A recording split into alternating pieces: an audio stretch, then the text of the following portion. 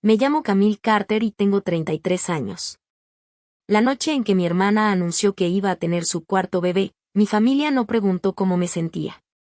No preguntaron si tenía tiempo, si estaba agotada o si tenía una vida fuera de serles útil. Simplemente me miraron como si la decisión ya estuviera tomada. Estábamos en una comida familiar al aire libre. Los platos aún estaban calientes, el té dulce sobre la mesa, todos sonriendo como si otro bebé fuera un regalo que automáticamente venía con mi agenda incluida. Mi madre aplaudió emocionada y dijo: «Otro más, qué gran fiesta». Luego se giró hacia mí con esa voz dulce que la gente usa cuando en realidad no está preguntando nada. «Tú te vas a encargar de los niños cuando tu hermana necesite descansar». Mi padre no dijo una palabra. Pero su mirada decía lo mismo de siempre: no avergüences a la familia, haz lo que te dicen. Dejé la taza sobre la mesa. ¿Por qué yo? Eso no es mi responsabilidad. El silencio cayó sobre toda la mesa. La sonrisa de mi hermana desapareció primero. Después soltó una risa corta, fría, desagradable. «Ya eres libre, considérelo entrenamiento». Entrenamiento. Como si toda mi vida hubiera sido solo práctica para servirla de ella. No discutí. No expliqué nada. Tomé mi bolso, agarré el plato que había llevado y me levanté. Salí de ahí mientras ellos se quedaban sentados, esperando que yo sintiera culpa. Pensé que irme en silencio terminaría todo. Pensé que un simple no por fin les enseñaría dónde empezaba mi vida y dónde terminaban sus exigencias. Pero a la mañana siguiente, mi teléfono sonó desde un número desconocido. Una voz tranquila dijo: «Buenos días, señora Carter. Le llamo del departamento de policía. Alguien dejó a 3 niños en un centro comunitario con una nota diciendo que yo era la responsable de ellos. Antes de contarte qué pasó después, dime cómo está el clima donde estás viendo esto. ¿Se parece a cómo te sientes hoy? Y si alguna vez te han tratado como el plan de respaldo gratis en tu propia familia, deja like y suscríbete, porque esta es la historia de cómo una mujer dijo que no. Y cómo la gente que dependía de su buena voluntad por fin entendió el costo de cruzar límites». El trayecto al centro comunitario Lakeview duró 14 minutos, pero se sintió como si estuviera cruzando de una vida a otra. Mis manos iban firmes en el volante, pero en mi cabeza no dejaba de repetirse la misma frase: alguien dejó a 3 niños diciendo que yo era responsable. No me llamaron. No me preguntaron. Ni siquiera me mandaron un mensaje. Simplemente los dejaron. Cuando llegué al estacionamiento, vi 2 patrullas frente a la entrada y 3 mochilas pequeñas alineadas junto a una banca, como si fueran evidencia. Mi sobrina mayor, Harper, estaba sentada con los brazos cruzados, intentando verse valiente. Miles lloraba con la cara hundida en la manga de su sudadera.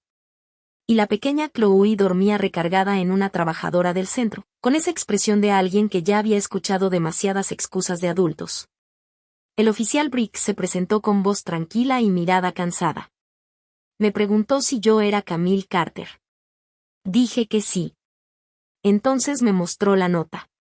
Estaba escrita con la letra alegre de mi hermana. Camille aceptó cuidar a los niños hoy. La familia se apoya. Los recogeremos más tarde. Me quedé viendo esas palabras unos segundos.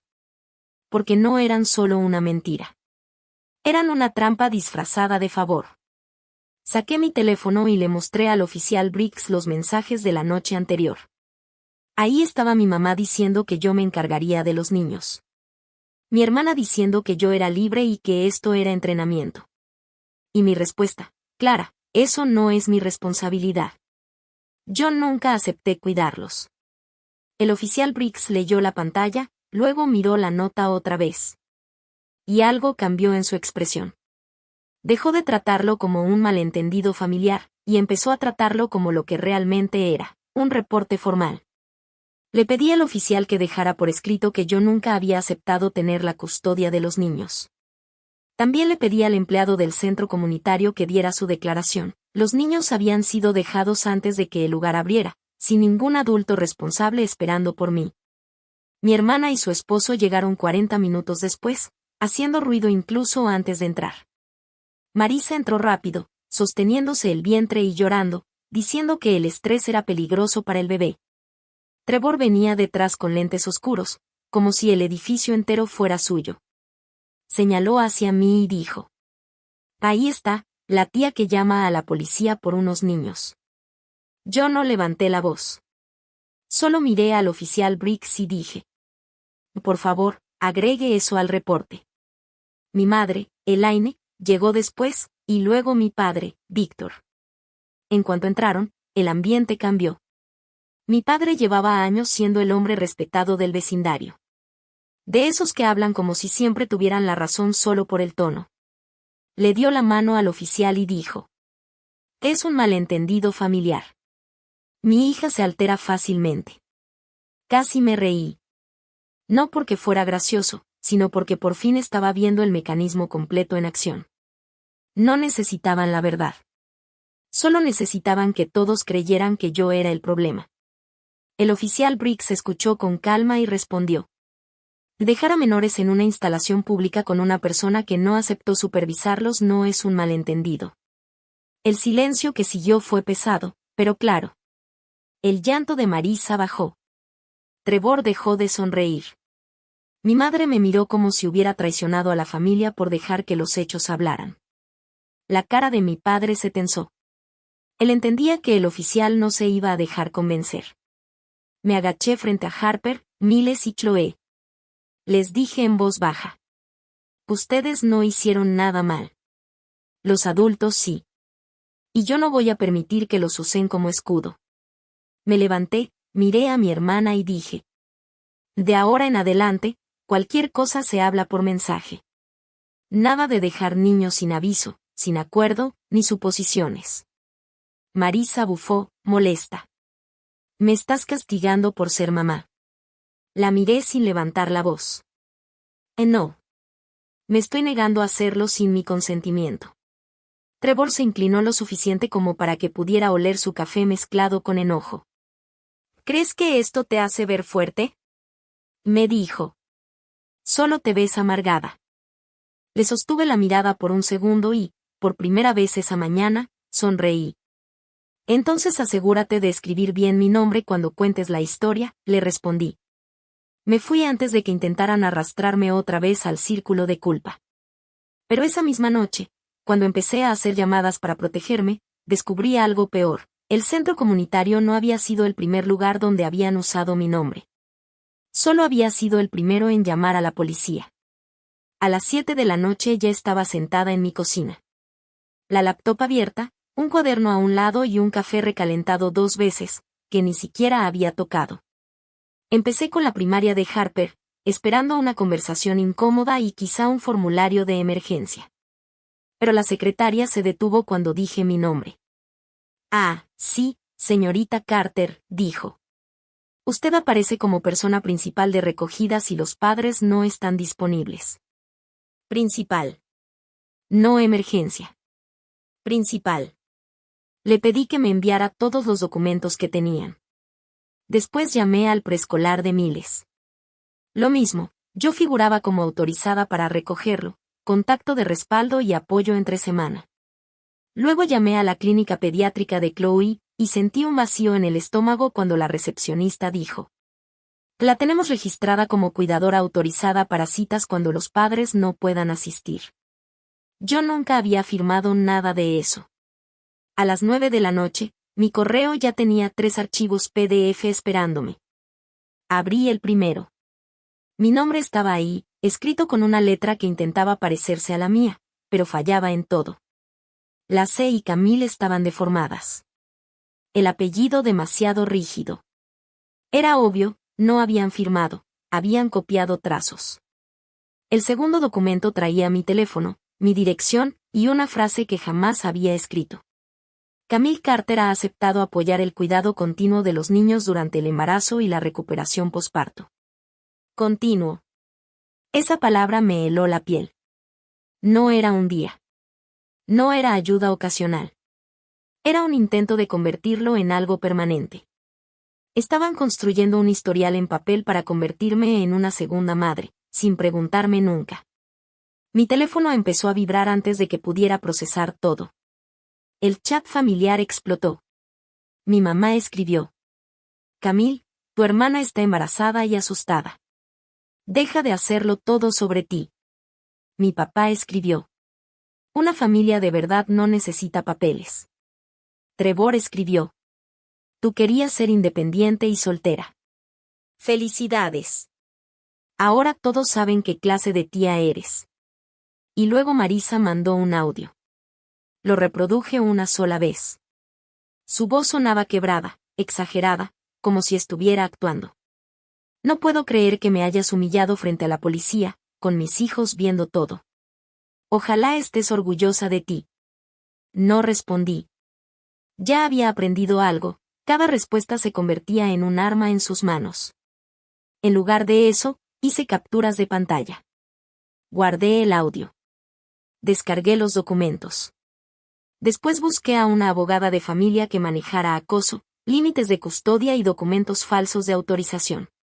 Así encontré a Maya Chen. Ella misma contestó el teléfono, aunque ya era tarde. Después de 5 minutos de escucharme, dijo: Camille, no los veas a solas. No hables por teléfono sin grabación legal.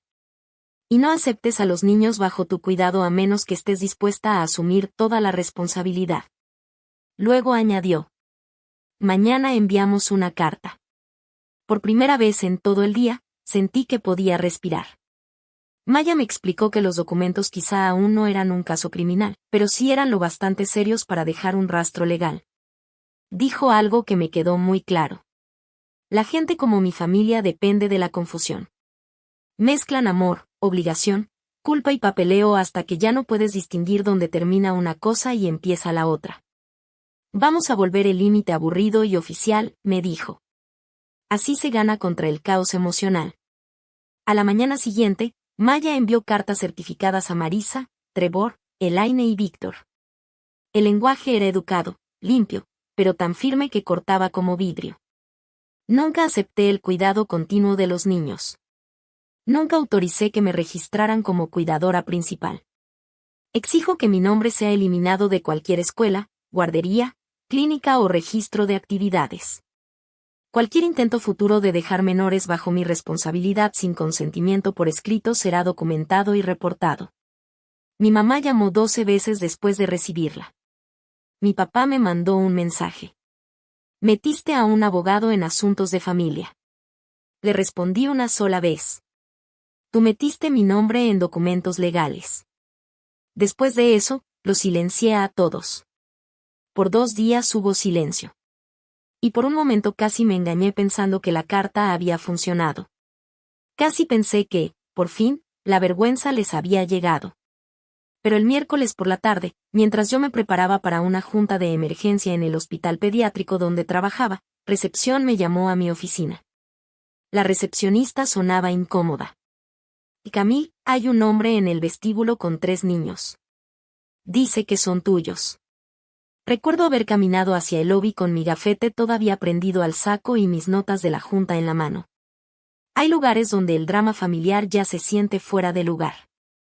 Un hospital es peor que eso. Es peligroso. La gente llega ahí porque sus hijos están enfermos, porque el tiempo importa, porque cada pasillo está diseñado para la urgencia. Y Trevor Blake decidió convertirlo en su escenario.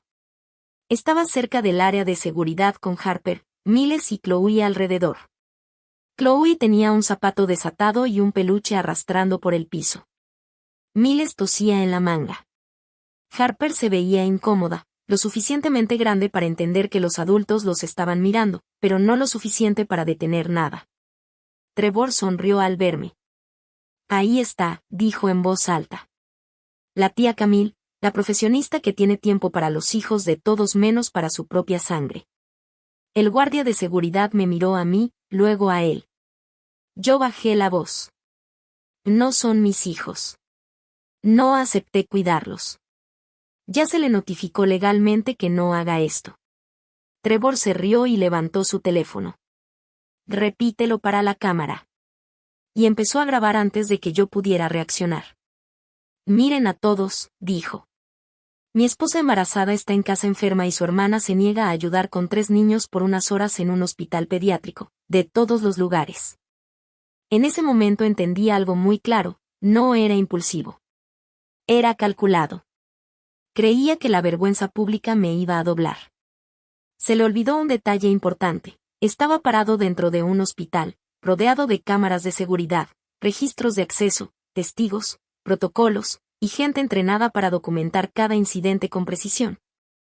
Porque aquí los errores no son chisme. Aquí tienen consecuencias reales.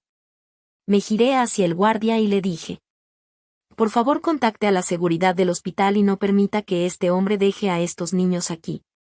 La sonrisa de Trevor se tensó. Tú no puedes retenerme aquí. No, le respondí.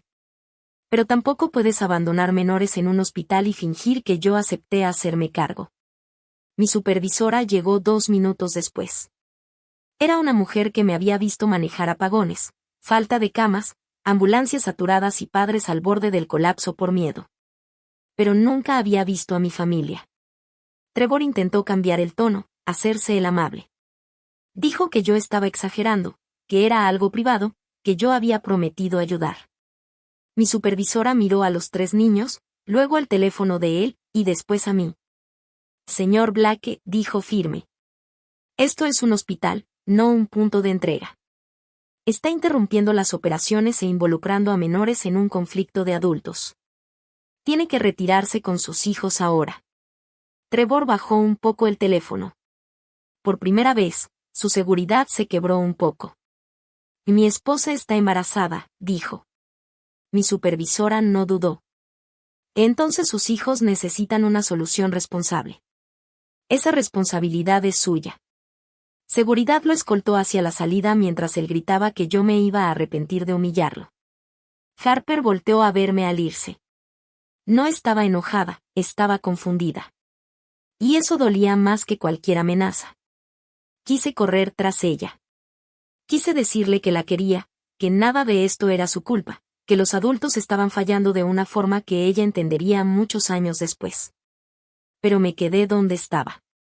Porque ya había aprendido algo, el amor sin límites era exactamente lo que me había llevado hasta ese punto. Después de que se fueron, el hospital levantó un reporte de incidente. Las cámaras del lobby habían grabado todo. Y la transmisión en vivo de Trevor había dejado suficiente evidencia como para comprometerlo él mismo. Cuando llamé a Maya, su tono fue casi tranquilo, incluso satisfecho. ¿Lo hizo en tu lugar de trabajo?, preguntó. Sí, le dije. Con cámaras. Soltó un suspiro. Ese hombre básicamente te entregó evidencia envuelta para regalo. Esa misma tarde mandamos una segunda carta. Esta vez fue más fuerte. Prohibición de contacto directo, excepto por correo electrónico. Prohibido presentarse en mi casa o en mi trabajo. Prohibido usar mi nombre como cuidadora. Prohibido publicar o insinuar que yo había abandonado a niños que nunca acepté supervisar. Y advertencia clara, si continuaba, podía enfrentarse a denuncias por acoso, difamación e interferencia intencional con mi empleo. Para la hora de la cena, mi mamá ya estaba llamando desde números bloqueados. Mi papá dejó un mensaje de voz diciendo que yo había llegado demasiado lejos. Marisa publicó una historia llorando, mostrando solo sus ojos hinchados y una mano sobre su panza. Escribió: algunas personas castigan a los niños para demostrar un punto. Nunca dijo mi nombre, pero tampoco lo necesitaba. Media iglesia sabía perfectamente de quién hablaba. Los comentarios se llenaron de corazones, oraciones y mujeres llamándome fría, sin conocer ni una parte de lo que realmente estaba pasando. Trevor compartió el video del hospital, recortado con cuidado para que empezara justo después de que él ya había llegado. Lo acompañó con la frase: esto pasa cuando la familia olvida lo que es la familia. Esa noche me senté frente al brillo de mi laptop viendo cómo desconocidos me juzgaban a partir de 30 segundos de una historia incompleta. Sentí enojo subir, pero ya no era caótico. Era enfocado. Ellos habían decidido usar el escenario público. Bien. Yo no iba a gritar desde la audiencia. Iba a subir al micrófono con pruebas. Y 3 días después, En un evento de recaudación tipo Baby Sprinkle que organizó mi mamá en la iglesia. Exactamente eso fue lo que hice. El tema era, se necesita una comunidad. Lo supe porque la invitación apareció en Facebook, Instagram y el boletín de la iglesia antes de que alguien se molestara en avisarme. Había globos pastel, mesa de postres, una foto impresa del ultrasonido y una caja blanca de donaciones decorada con huellitas doradas. El letrero decía: apoya a Marisa para que pueda descansar antes del bebé número 4. Me quedé al fondo del salón de convivencia casi 5 minutos antes de que alguien notara que estaba ahí. Mi mamá estaba cerca del pastel, recibiendo abrazos como si ella fuera la embarazada. Mi papá estaba junto a la mesa de donaciones con su sonrisa de iglesia, saludando, dejando que todos asumieran que su familia había sido lastimada por mi crueldad. Marisa estaba sentada en una silla decorada, con un vestido rosa suave y una mano sobre el vientre, el retrato perfecto de maternidad frágil. Trevor se movía por el lugar como si fuera organizador de campaña, agradeciendo apoyo y asegurándose de que los sobres de dinero se vieran bien. El pastor Grant caminó al frente y aclaró la garganta. Habló de sacrificio comunitario y de cómo, a veces, las personas más cercanas son las que más nos fallan. Vi cómo las cabezas se giraban ligeramente hacia mí. Nadie decía mi nombre, pero sus miradas sí lo hacían. Entonces el pastor Grant dijo: hoy estamos aquí para apoyar a una familia que está pasando por una temporada difícil. Ahí fue cuando caminé hacia el frente. Mis tacones sonaban más fuerte de lo normal sobre el piso del salón de convivencia. Mi mamá me vio primero. Su cara pasó de tristeza a pánico tan rápido que casi me dio risa. Camille, susurró. No hagas esto. No vine a arruinar nada, le respondí. Vine a corregir lo que se está contando. Trevor se atravesó en mi camino. Tienes que salir de aquí. Lo ignoré. Miré directo al pastor Grant. Pastor, antes de que la gente done dinero basándose en una historia incompleta, necesito 2 minutos. El salón se quedó en silencio. El pastor apretó la mandíbula. Ya había recibido el correo de Maya esa mañana. Sabía que había problemas legales. Sabía que un evento basado en información falsa podía volverse un problema serio para la iglesia. Lentamente me pasó el micrófono. Mi voz no tembló. Me llamo Camille Carter. Amo a mis sobrinos.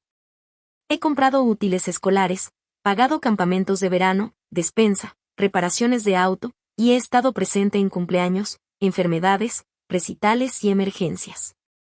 Hice una pausa. Lo que no hice fue aceptar ser el plan de cuidado no pagado para el bebé número 4. Marisa empezó a llorar de inmediato. Trevor gritó: «Te está mintiendo». Levanté mi teléfono. Entonces usemos documentos. En la pantalla del proyector mostré el primer mensaje, mi mamá diciendo que yo me encargaría de los niños. Y mi respuesta clara, que eso no era mi responsabilidad. Luego mostré el reporte del centro comunitario Lakeview, con los datos sensibles cubiertos, donde se confirmaba que 3 menores habían sido dejados con una nota usando mi nombre sin mi consentimiento. Un murmullo recorrió el salón. Después mostré los formatos de la escuela donde aparecía como persona principal de recogida. El formulario del preescolar con una firma falsificada. El reporte del hospital donde se indicaba que Trevor intentó dejar a los 3 niños en mi lugar de trabajo y grabó al personal después de que le pidieron detenerse. No mostré información médica de los niños. No insulté a nadie. No llamé a mi hermana de ninguna forma. Solo dejé que los documentos hablaran. Y eso fue suficiente. Una mujer de la iglesia se levantó lentamente. Marisa, tú dijiste que Camille los había abandonado. Marisa se limpió la cara.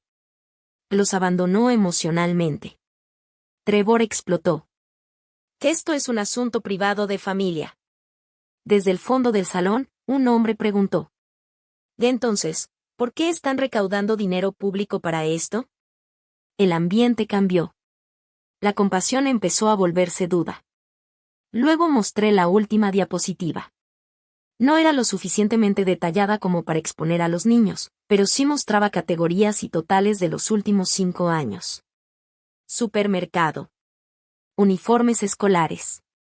fiestas de cumpleaños, gastos de emergencia, gasolina, reparaciones de auto, campamentos, huecos de cuidado infantil. El total era tan alto que se escucharon suspiros en el salón. Mi mamá apretó la orilla de la mesa. Mi papá se quedó viendo el piso. La imagen de familia sin apoyo que habían construido empezó a romperse justo en medio. El pastor Grant caminó hacia la caja de donaciones y puso una mano encima. Hasta que esto se aclare, la iglesia no va a aceptar fondos hoy. Cualquier persona que haya donado puede pasar con la tesorera para reembolso. La cara de Trevor se puso roja. ¿De verdad le van a creer a ella? El pastor lo miró directo. Yo le creo a la documentación. Y con eso, el show terminó. Marisa se levantó de golpe, su silla raspó el piso. Espero que estés feliz, dijo entre llanto. Humillaste a una mujer embarazada. La miré y sentí algo romperse, pero no fue dolor. Fue liberación. No, Marisa, le respondí. Lo que hice fue dejar de permitir que uses el embarazo como escudo para la deshonestidad. Mi mamá se tapó la boca con la mano. Mi papá finalmente me miró. Y por primera vez en mi vida, no vi decepción. Vi miedo. No porque yo fuera peligrosa, sino porque ya no era controlable. Le devolví el micrófono al pastor Grant y salí antes de que convirtieran el salón en otro juicio. Pero las consecuencias no se quedaron dentro de la iglesia. Para el lunes en la mañana, el jefe de Trevor en la agencia de autos ya había visto el video del hospital. Para el martes, los seguidores de Marisa ya tenían suficientes capturas como para empezar a hacer preguntas. Y para el miércoles, la guardería me llamó por un saldo pendiente bajo mi nombre. Ahí fue cuando dejé de corregir el relato, y empecé a cerrar cuentas. La directora de la guardería sonaba incómoda cuando me habló. Dijo que no quería molestar, pero que la cuenta de Miles y Chloe tenía un adeudo vencido y, como yo aparecía como contacto responsable de pago, necesitaban saber cuándo iba a liquidarlo. Por un momento no respondí. No porque me sorprendiera, sino porque hay una calma rara que llega cuando la gente te demuestra demasiadas veces que tenías razón. Le pedí que me enviara el contrato por correo. 10 minutos después abrí el archivo. Y ahí estaba otra vez mi nombre, Camille Carter, garante de pago, cuidadora autorizada, firma al final. Otra falsificación. Esta vez Maya no mandó advertencia. Presentó la denuncia. Para el mediodía, la guardería ya me había eliminado del sistema y exigía que Marisa y Trevor se presentaran en persona con identificación y pago. Para las 2 de la tarde, la primaria confirmó por escrito que mi nombre había sido eliminado de todas las listas de recogida y emergencias. Para las 4, la clínica pediátrica hizo lo mismo. Maya también envió notificación formal al trabajo de Trevor, porque el reporte del hospital mostraba que había usado el correo corporativo para imprimir documentos de autorización de cuidador. Yo no pedí que lo despidieran. No hizo falta. Los adultos no se destruyen por las consecuencias. Se revelan a través de ellas. Primero suspendieron a Trevor. Luego la agencia de autos descubrió que había usado recursos de la empresa y tiempo laboral para asuntos personales. Después un cliente lo reconoció por el video del hospital y dijo que jamás compraría un coche a alguien que intentó dejar niños en un lobby de urgencias. En menos de una semana, Trevor estaba desempleado. Por supuesto me culpó a mí. Gente como él siempre le echa la culpa al espejo por mostrar la mancha. La página de Mamá Influence de Marisa se vino abajo después. A sus seguidores les encantaba la luz suave, los textos inspiradores, la imagen perfectamente editada de una madre luchando y haciendo lo mejor que podía. Lo que no les gustó fueron los reportes policiales, las firmas falsas y las preguntas sobre la iglesia. Una marca pequeña de productos para bebés la sacó de su lista de afiliados. Luego otra. Terminó apagando los comentarios después de que alguien escribió: una comunidad no es lo mismo que una mujer trabajando gratis. Ese comentario me hizo reír más de lo que debería. Mis papás lo vivieron diferente. Mi mamá perdió su puesto como coordinadora de eventos de la iglesia después de que el pastor Grant anunciara nuevas reglas para recaudaciones personales. Mi papá renunció a la mesa de la asociación vecinal cuando los vecinos empezaron a preguntar por qué un líder comunitario había presionado a su hija mientras ignoraba documentos falsificados. El hombre que antes me callaba con una sola mirada ahora evitaba verme en el supermercado. Pero la consecuencia más satisfactoria fue la más simple. Ahora tenían que cuidar a los niños ellos mismos. Sin Camille. Sin recogidas automáticas. Sin tía de emergencia. Sin dinero silencioso que aparecía cuando su planeación fallaba. Mi mamá aguantó 8 días antes de llamarme desde un número bloqueado. Llegó sin aire, molesta. Chloe vomitó en la alfombra. Miles no fue al preescolar. Harper tiene un proyecto para mañana y tu hermana no puede sola. Respiré hondo. Entonces que su esposo ayude, le respondí. Silencio. Ahí estaba el detalle que nadie decía en voz alta. Trevor estaba en casa, desempleado, pero de alguna manera no disponible. Camille, su voz bajó un poco. No sabíamos que era tan difícil. Cerré los ojos. Esa frase debió haberme tocado. Pero no. Me cansó. Si sabían que era difícil, le dije. Por eso me lo querían seguir pasando a mí. Un mes después se programó la mediación.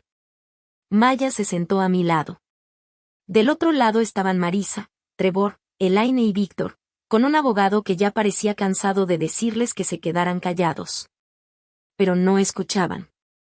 Trevor intentó decir que las firmas falsas habían sido malentendidos. Maya puso los documentos uno junto al otro con los registros de impresión del correo de él. Marisa dijo. Yo siempre ayudé, ella asumió que iba a seguir ayudando. Maya respondió sin levantar la voz. La ayuda pasada no crea consentimiento legal futuro. Mi mamá lloró. Mi papá se quedó viendo sus manos. Al final firmaron todo. 0 contacto directo por 12 meses, salvo por correo electrónico. Prohibido hablar de mí en redes. Prohibido usar mi nombre en cualquier documento relacionado con los niños. Prohibido llevar a los niños a mi casa o a mi trabajo. Trevor aceptó pagar mis gastos legales y daños por interferir con mi empleo. Marisa y él tuvieron que tomar un curso de responsabilidad parental por lo del centro comunitario y el hospital. Mientras firmaban, Marisa me miró con los ojos rojos y susurró. Cambiaste. La vi directo. No. Solo dejé de ser útil. Se le quebró la expresión, como si eso la hubiera golpeado. Por un segundo casi sentí lástima. Solo un segundo. Esa noche recibí un correo de la red hospitalaria. Había una vacante en un puesto senior de operaciones de emergencia en Raleigh. Mejor sueldo. Mejor horario. Otra ciudad. 6 meses antes habría dudado, porque mi familia me necesitaba.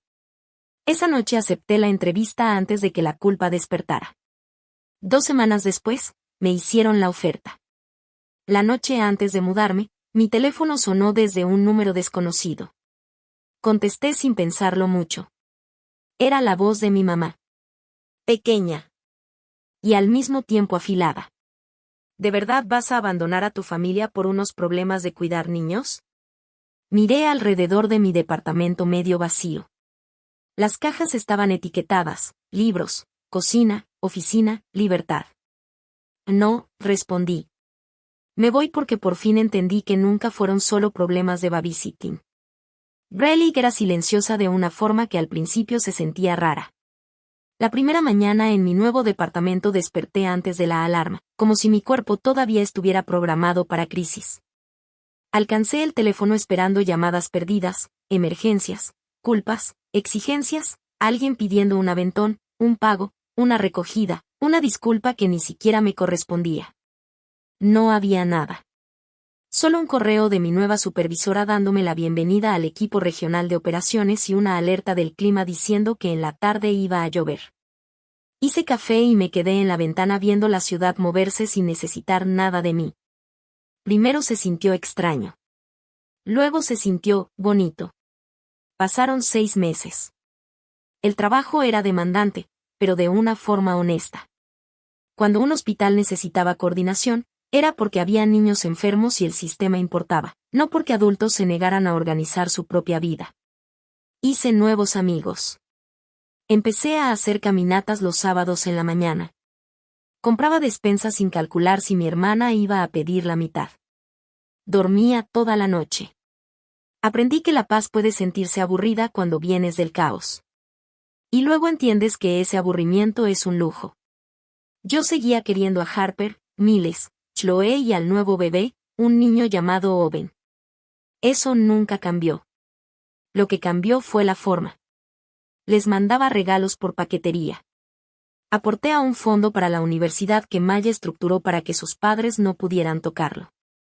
Pagaba sesiones de terapia cuando la escuela lo recomendaba. Pero no cuidaba niños. No recogía. No era el plan de emergencia. Los adultos que los trajeron al mundo finalmente tuvieron que organizarse, pagar, ajustar horarios y cargar con el costo de sus decisiones. Marisa dio a luz a finales del verano. No hubo fiesta grande, ni recaudación pastel, ni discurso en la iglesia sobre la comunidad.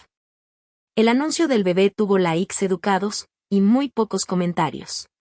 Trevor estaba trabajando turnos temporales en una bodega después de que la agencia de autos lo despidiera de forma definitiva. La camioneta que tanto presumía desapareció primero de la entrada de su casa. Luego el patio. Luego las fotos semanales de restaurantes. Marisa volvió a vender mantas de bebé hechas a mano en línea, pero el tono cambió. Ya no publicaba frases sobre ser bendecida con una comunidad que apoya. Ahora subía códigos de descuento. Mis papás envejecieron rápido ese año. Sin el puesto en la iglesia ni el estatus en la asociación vecinal, ya no tenían tantos espacios donde ser autoridad. Seguían ayudando a Marisa, pero ahora entendían, aunque fuera a la fuerza, lo que habían intentado imponerme a mí: recogidas escolares, días de enfermedad, berrinches, cuentas, citas médicas, ropa que nunca termina de lavarse. Un día mi mamá me llamó desde un número bloqueado. Camille, necesito decirte algo, dijo. Estuve a punto de colgar, pero me quedé. Su respiración era irregular. No sabía cuánto estabas cargando. Miré mi escritorio. Mi calendario tenía juntas que yo elegí y noches que por fin eran mías. Si lo sabías, le dije con calma. Solo pensaste que yo lo iba a seguir cargando. Ella se quebró. No sé si fueron lágrimas reales, o solo otra forma de presión. Me pidió que fuera un fin de semana a casa porque Marisa estaba rebasada. Le dije que no. Pero le ofrecí algo distinto: pagar directamente una sesión con una asesora de organización de cuidado infantil, alguien que les ayudara a armar un plan real. Que eso no es lo mismo que la familia ayudando, me dijo. Sí lo es, respondí. Solo que ahora la familia ya no significa sacrificar a una sola persona. Esa fue la última conversación larga que tuvimos. Una semana después, Marisa me mandó un correo de una sola línea. Tú hiciste que todos nos odiaran. Le respondí otra. No. Solo di la información suficiente para que dejaran de culparme a mí. No contestó. Esa noche estaba sentada en mi balcón cuando empezó a llover sobre Raleigh, suave, plateada bajo las luces de la calle. Mi teléfono estaba boca abajo sobre la mesa. Por primera vez, no sentí miedo de lo que pudiera haber en la pantalla. Pensé en aquel asado familiar, en cómo se habían reído diciendo que mi vida era entrenamiento para la de otros. Pensé en el centro comunitario, el hospital, el salón de la iglesia, la mesa de mediación. Pensé en cuántas veces confundí ser necesaria con ser querida. La lección más difícil no fue aprender a decir que no. Fue sobrevivir al enojo de quienes se beneficiaban de mi sí. La familia debería ser un lugar donde el amor se comparte, no un sistema donde una persona se desgasta para que todos los demás estén cómodos. Ayudar tiene sentido cuando se elige libremente, no cuando se impone como obligación. Cuando el amor se exige, se manipula o se impone con culpa, deja de ser amor y se convierte en control. Mi historia me enseñó que los límites no son crueldad. Son educación. Le enseñan a los demás dónde empieza el respeto, y nos enseñan a nosotros que nuestra paz también tiene valor. Puedes querer a la gente y aún así negarte a que te usen. Puedes preocuparte por unos niños y aún así entender que no son tu responsabilidad de criar. Puedes alejarte de un patrón familiar y aún así convertirte en una mejor persona por eso. Esa noche apagué mi teléfono, escuché la lluvia y sonreí. Por primera vez en mi vida, nadie estaba esperando que yo rescatara a otros de las consecuencias de sus propias decisiones. Y por primera vez, no confundí ese silencio con soledad. Lo reconocí por lo que era, libertad. Cada historia que creamos está cuidadosamente escrita con la intención de ofrecer entretenimiento y también dejar aprendizajes significativos para quienes la ven. Este video es una historia ficticia creada únicamente con fines de narración y educación en storytelling. A través de historias como esta, buscamos compartir mensajes sobre justicia, respeto propio, sanación y la fuerza que se necesita para seguir adelante.